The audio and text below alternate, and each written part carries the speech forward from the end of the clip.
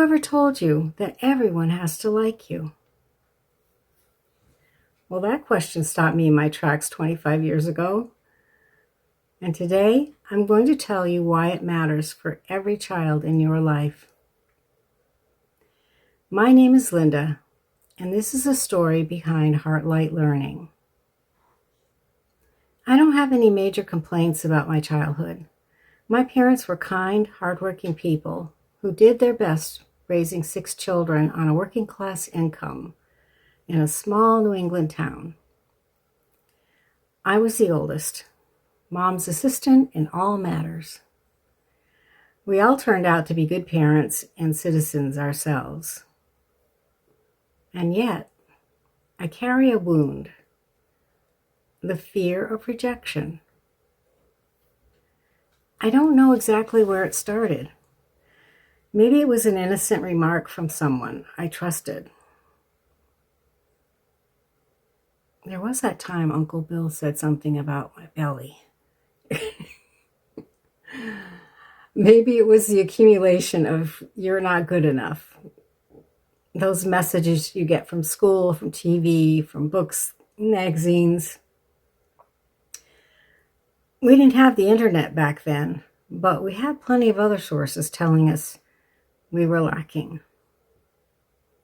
Somewhere along the way, I absorbed a belief that I had to be accepted by everyone. That rejection meant something was fundamentally wrong with me. And that fear shaped everything. My choices, my communication, my confidence, the very way I moved through the world. About 25 years ago, after a divorce, I was working with a therapist. She helped me name this fear of rejection. We worked on it, and then one day she asked me, "Whoever told you that everyone has to like you?" I have to say, I sat there stunned. She didn't say, "You know that not everyone has to like you." She didn't tell me, "Stop believing that everyone has to like you." Those wouldn't have had the same impact. The whoever part floored me because I couldn't think of a single person who had told me that everyone had to like me. So why did I believe it so strongly? Why was it running my life? Now, you might think that once I knew the truth, it would be game over for that old belief. That awareness alone would set me free. Wrong. It takes tremendous work to overcome ingrained beliefs. Maybe not cognitively, I understood it right away, but inwardly, that's a different story.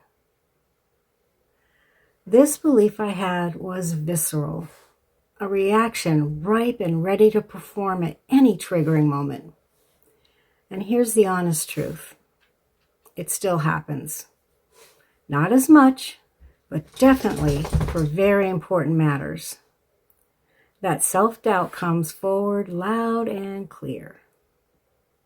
It makes me hesitate, overthink that email or phone call where what I have to say might not be accepted.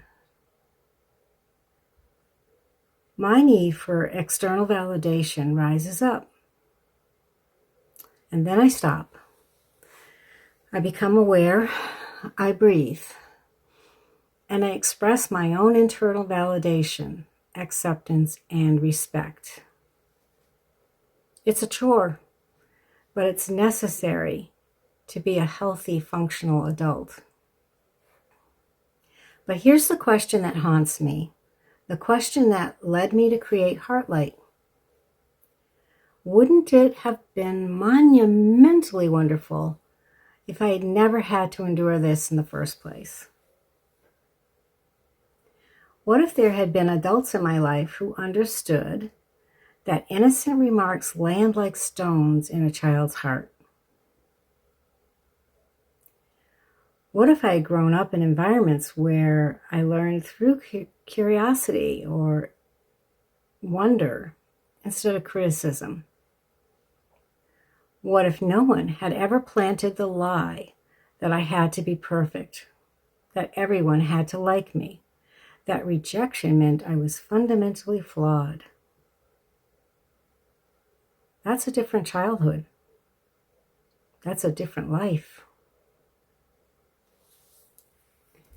This is why Heartlight exists.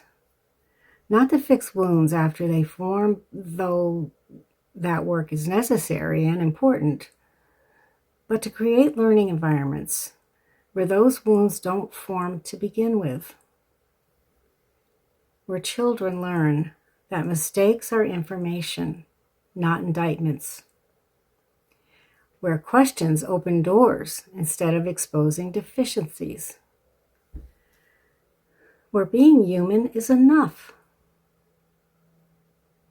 We can't change the past, but we can change what we pass forward.